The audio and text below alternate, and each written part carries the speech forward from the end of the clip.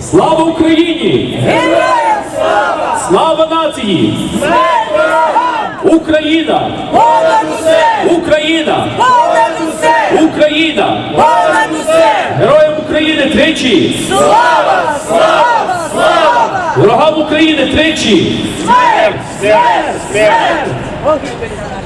My friends, we must not forget to remind people about what is going on in Ukraine right now. The current situation has been a stalemate for quite a while now, but the Russians have been doing some of the most suicidal and idiotic counteroffensives against the Ukrainians lately. Absolutely. A few days ago, 1,400 Russians died in one day of offensives against the Ukrainian people. That should show something. A country that cares for their people does not send them in neat ways in a war that they are unrelated to.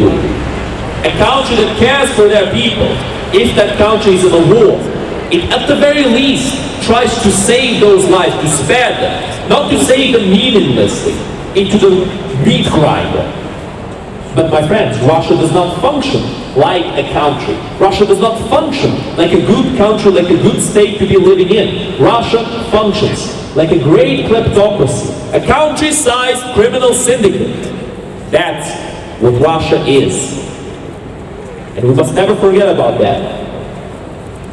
When Putin makes a deal with somebody, when Russia signs a treaty with a different country, it doesn't mean that that treaty stands forever.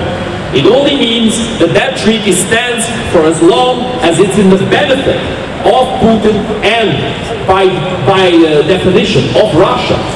Putin sees himself as Russia right now.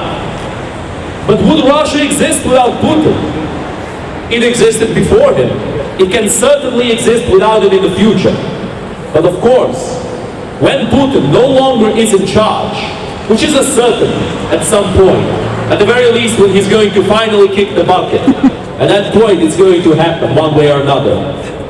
When Putin is no longer the ruler, the top dog, the top don of the Russian terrorist regime, change will have to come, inevitably. The question is, will Russia continue with the same self-destructive, expansionistic and genocidal point of view in terms of how to bring their country forward? Russia is being run into the ground right now. They are cannibalizing their economy. They will not last much longer. This is what these suicidal attacks in Avdiivka show. Putin is desperate for a victory. He's desperate to turn the attention of the free world away from Ukraine. But my friends, we must not forget about the fight that has not yet been decided. Ukraine will win. That's a certain. The question is, how many more people will die for Ukraine to win? And of course, if Ukraine does not get the support that Ukraine needs right now, the outcome might actually change. We have to be careful with what we are planning for our future. The world is becoming more global, not more isolated.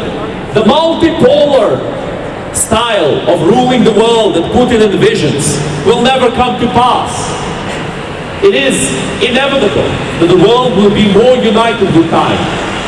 But, of course, what Putin could achieve is further wars, further destruction, further genocide, a return to the Soviet way of ruling via genocide, extermination, and oppression.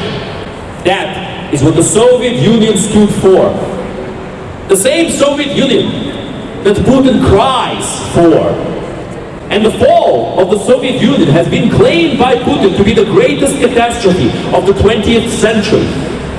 The same state that started World War II on the same side as Nazi Germany and that has divided Poland in half. Half went to Hitler, half went to Stalin. And they agreed upon this. It's called the Molotov-Ribbentrop Treaty. Thank you very much. That is why the Polish people know the plight of Russian occupation. That is why they have been some of the most staunch supporters of the Ukrainian cause.